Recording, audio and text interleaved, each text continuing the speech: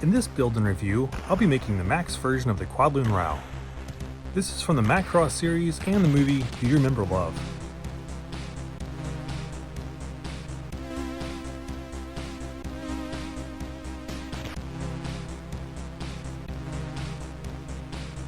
At the time I bought the kit, it was reasonably priced around 5,000 yen.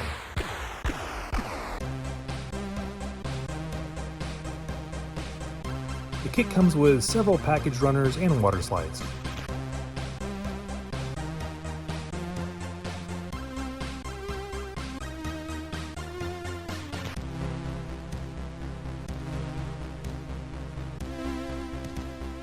I only ended up using the white water slides, as I found them very easy to tear and difficult to apply.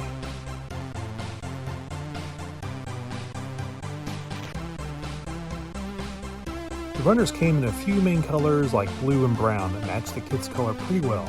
Painting the main pieces isn't necessary, and the purplish blue is already pretty unique. The manual is pretty nice in that the water seal and painting guide is separate, and this was nice to look at as a reference as I built the kit. The kit is simple in that there aren't that many pieces, but as I'll get into later, this actually adds considerably to the difficulty.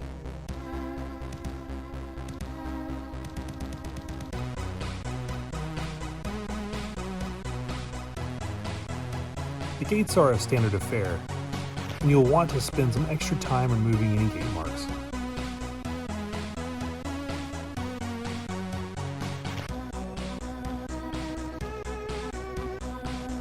With all the curved surfaces, it has a very organic looking feel to it. Because of this, I opted to remove all the seam lines on those curved surfaces.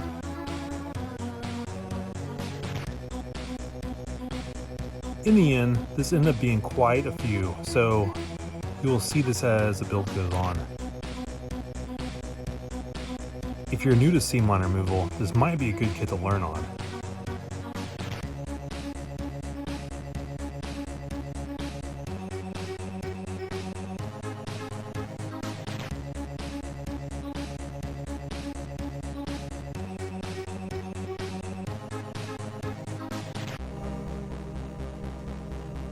Thank you for watching so far.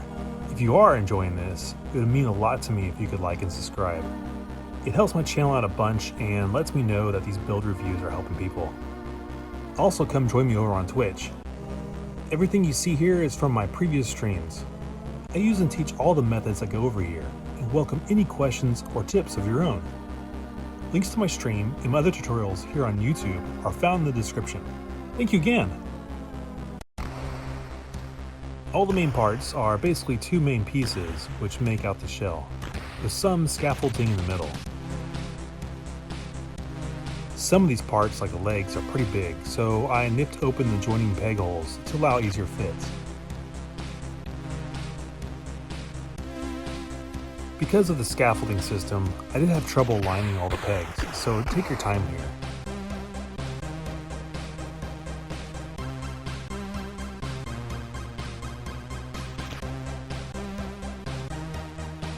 For removing the seam line glue, I went with a basic 400 to 1000 into a polishing stick. Looking back, I advise also adding an 800 in there to make the process a bit easier. Removing the seam lines in this kit is pretty important. I'm sure it'll look good without this step, but it is a necessary step in this case, I feel.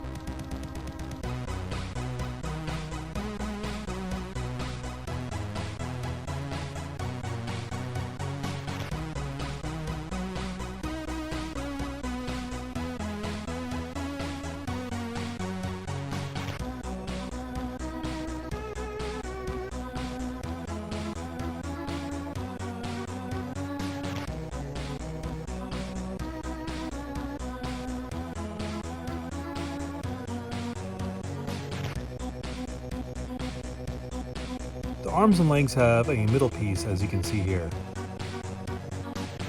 For the legs, this exposed on one side, which is a nice pre-done seam line of sorts.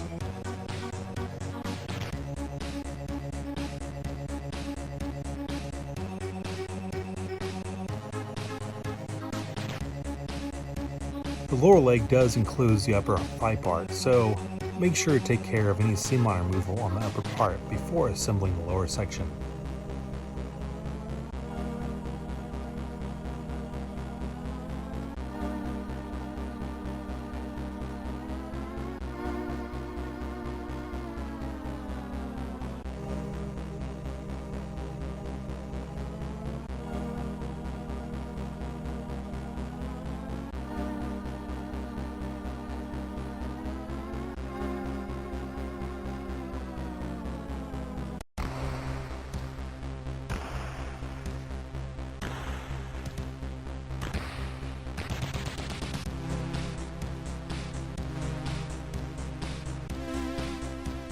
The cowl and upper body fit together in an odd way.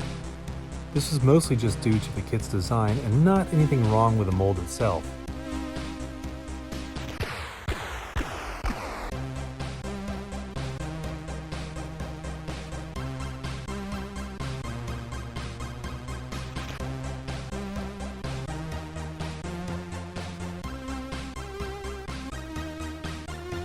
This is another reason I consider this kit one of the harder ones, compared to most standard Bandai Gunpla kits.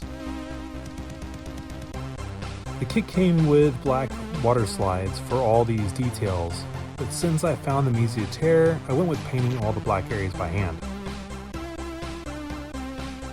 For the big areas, I used a Gundam black marker. This was a multi-pass process. I first put down a first coat, let it dry a bit, then repeated with a second and usually a third coat until it was really dark and had a matte look to it. I also cleaned up the edges with either a cotton swab or a Bokashi mark-off pin that comes with the marker sets.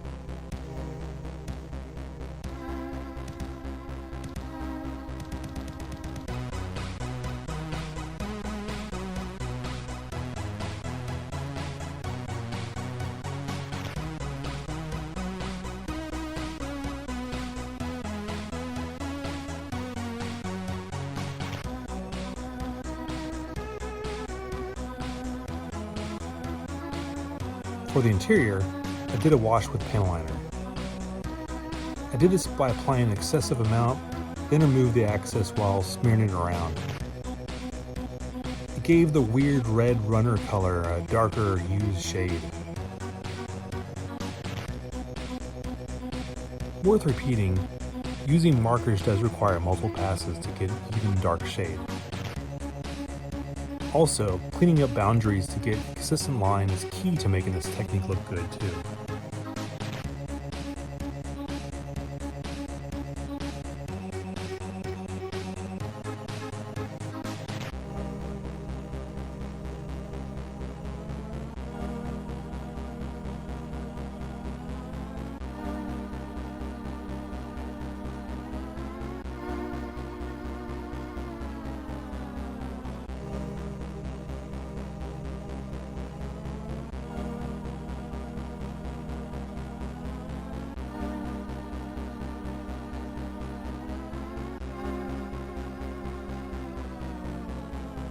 For the thinner panel lines, I used either a liquid liner or a pin, depending on if it was an actual scribed line or where two parts just join together.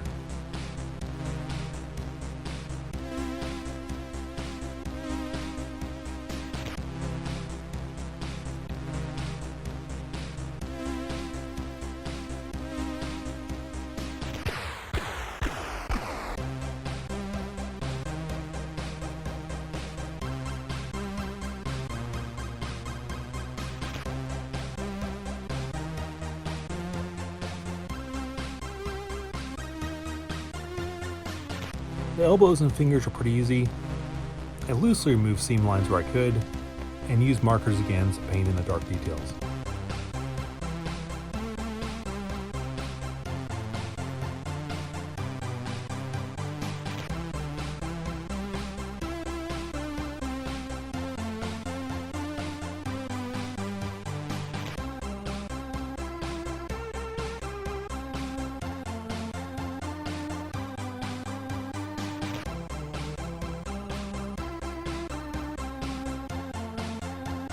The major piece is put together snugly, to say the least.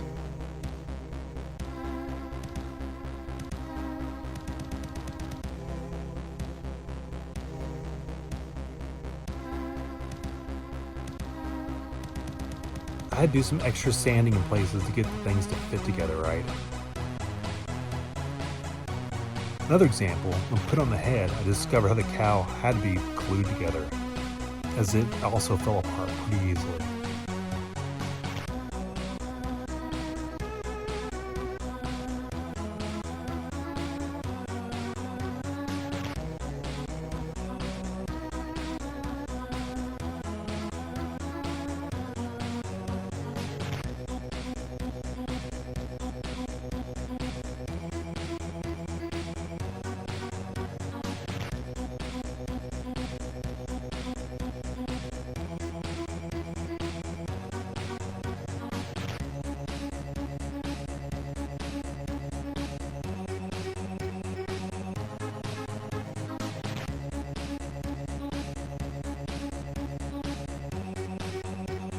Once done, this kit looks insane. I love the organic look of it.